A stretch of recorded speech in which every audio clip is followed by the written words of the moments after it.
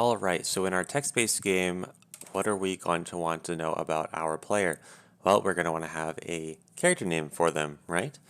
So how do we track information like that?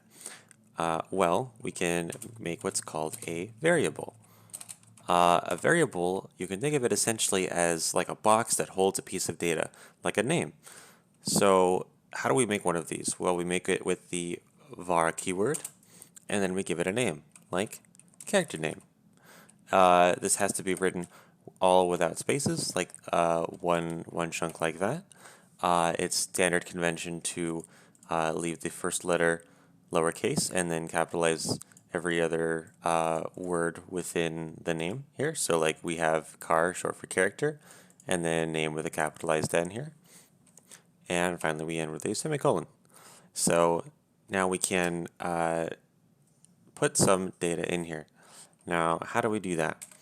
Well, we can type the name of our variable, an equals sign, and then some data to put in it. Now, if we start a piece of quotes, we can give it a default name for our character.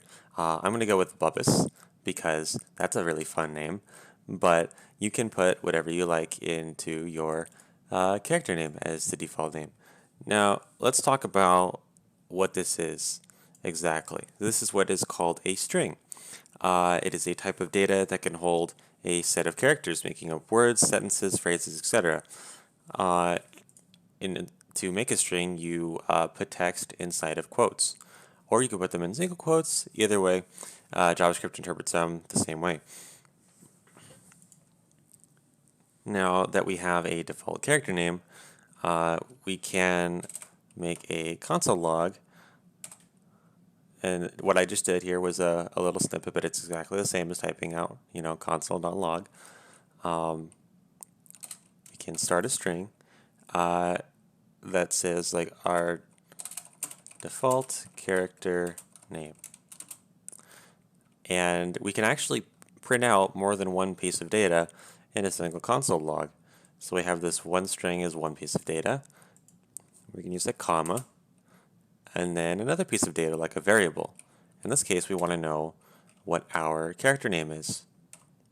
So this should print our default character name, :space, Bubbus, right?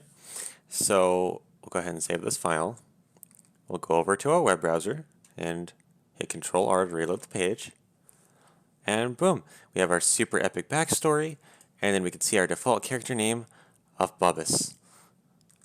Most excellent.